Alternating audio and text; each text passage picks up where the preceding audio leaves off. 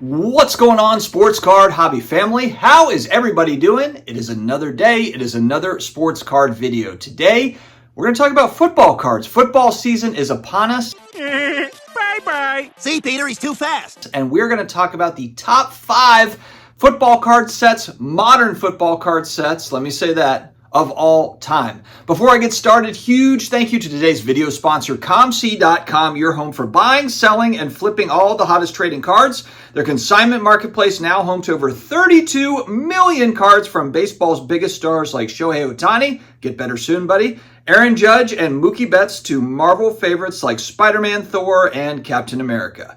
COMC has something for every type of collector, so make sure to visit COMC.com today to build out your collection with your favorite cards. I'll have a link in the video description as well as in the pinned comments. Check out COMC today. All right, guys, we're going to cheat a little bit on set number 1 because it's technically pre-2000, but I feel like, you know what, I'm a little bit in my feels right now, in my 90s feels. So we're throwing in the 1996 Topps Chrome, the first Topps Chrome set of football cards going back to 1996. And when I'm looking at these cards, it makes me think back to wearing Stussy shirts and Vans and skateboarding, or trying to skateboard with my buddies. I wasn't very good at it. You know, all the good things from the 90s, Beavis and Butthead, Ninja Turtles. You know, it kind of takes you back a little bit in time. So that 1996 Topps Chrome set and the refractors in there, it's so 90s. It's so 90s of them. You know, just the color scheme and everything else. 126 card base set.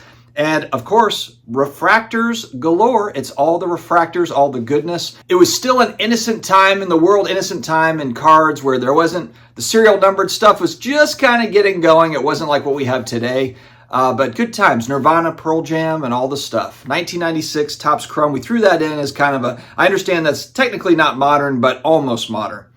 All right, next up, 2012 Prism Football. Prism Football, interesting story with this too, and it kind of echoes what happened with 86 Fleer Basketball, where when that set came out, it was just sitting on the shelves. There wasn't all this crazy excitement for 1986 Fleer Basketball. They actually had to send it back. It's kind of a similar thing to where, you know, 1952 Topps Baseball, you know, they dumped it in the ocean because they couldn't sell it. 86 Fleer Basketball, it was like $10 a case or something. They could not sell the stuff. 2012 Prism came out right out on kind of the back end of the financial crisis, 2008, 2009, and 2012 was still kind of a hazy time. 2012 Prism was not received like sellout crowds and, you know, we're buying out this product, we're doing the breaks and all this stuff. It just kind of sat. Again, it wasn't very popular. And look at the serial numbered parallels to it too. So you had red die cut that's not numbered. This is the retail stuff. Red die cut and green. And then you had gold out of 10, finite 1 out of 1, pylon 1 out of 1. That's it. Those were the parallels in that 2012 Prism set, which again, I think makes it even more, you know, popular because of the scarcity around it. It's a 300 card base set. Russell Wilson kind of headlines that rookie class. With Kirk Cousins, I think, is in 2012 as well.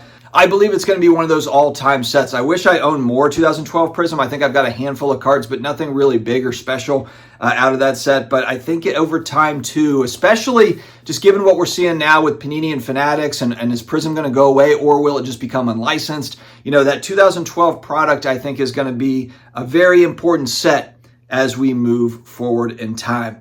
2005 Exquisite.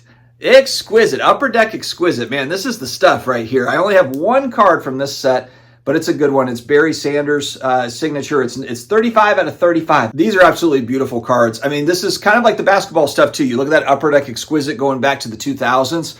Highly, highly collectible just because they're so damn awesome looking. I mean, the actual design of it, but they took their time getting the patches right, getting the autos right, everything. It's just beautiful. So 2005 Exquisite is the first time for Exquisite football cards. And again, just very cool sets, and it is very high end, especially now. You know, all that stuff has just gone up dramatically in price. But if you have kind of favorite players from old teams or something, there's some fun little nuggets out there. You can still get decent deals for players that are not, you know, Barry Sanders or, you know, kind of the all-timers. If you've got kind of favorite players from your teams, you know, there can be some interesting cards in there. Next up, we'll stay on the high end, 2014 Flawless Football. And this is the first year for Flawless Football. And you guys now know, I mean, this is a set that's really kind of taken over. Everyone wants the Flawless stuff. Everyone's breaking Flawless cases, looking for all the magical Flawless cards. It's just gained tremendously in popularity. It started in 2014. You think the hobby really started gaining steam in 2016, leading up into the pandemic years where, of course, it went absolutely bananas. And now when you look back at some of those older flawless, and you're looking at the Tom Brady, the Peyton Mannings, the Aaron Rodgers, the Drew Breeses, there's also great autos for like all-time players. This is not 2014, but this is 2017 Joe Namath patch auto, but beautiful on-card autograph type stuff. So for the high end, man, there is some really good stuff on the football side. And again, I think it kind of like, it intrigues me what's going to happen with Panini and Topps and football cards as we enter into the next couple of years. And is it going to go to kind of the high-end Topps football stuff? What is that going to look like? How is it going to stack up? It'll be interesting to kind of see how it goes.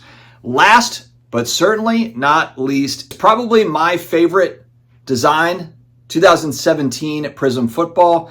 And again, 300 card base set. They're pretty consistent, Panini, with their base set, 300 cards. A lot more parallels in 2017 than there were going back to 2012 when they started.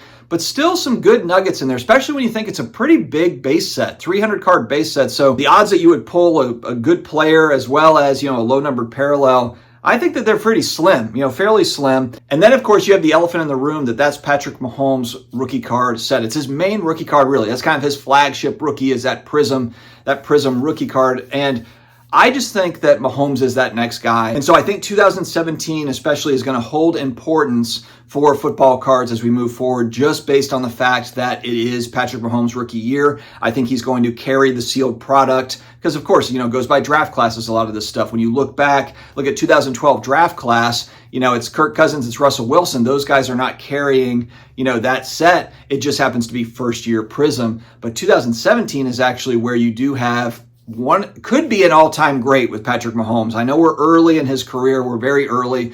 But 5 straight AFC championships and 2 Super Bowls. He's appeared in 3. Kelsey's hurt this year. I don't know. I kind of predicted. I think this is the year the Chiefs take a step back. I just don't know if they have enough ammo to get over the hump. But after watching Joe Burrow sign for $275 million and play like me out there, I don't know. I mean, maybe Mahomes will figure it out. But I just think that this is going to be the year the Chiefs take a step back. But I think overall, though, the next 10 years is going to all be about Patrick Mahomes and rounding out his career. And I do think he's going to end as an all-time great. So that's why 2017 I think is going to be an important year for football cards. And I just love that Prism set. All right, guys, I know that there are a ton of really cool football sets. I know I didn't mention a lot of the Topps Chrome stuff going back to the early 2000s. And so let me know your favorite football card sets, modern, not vintage, that's a whole different video, but modern football cards. What are your favorite sets? Let me know in the comments below. Stay healthy, stay awesome, and I will talk to you again later.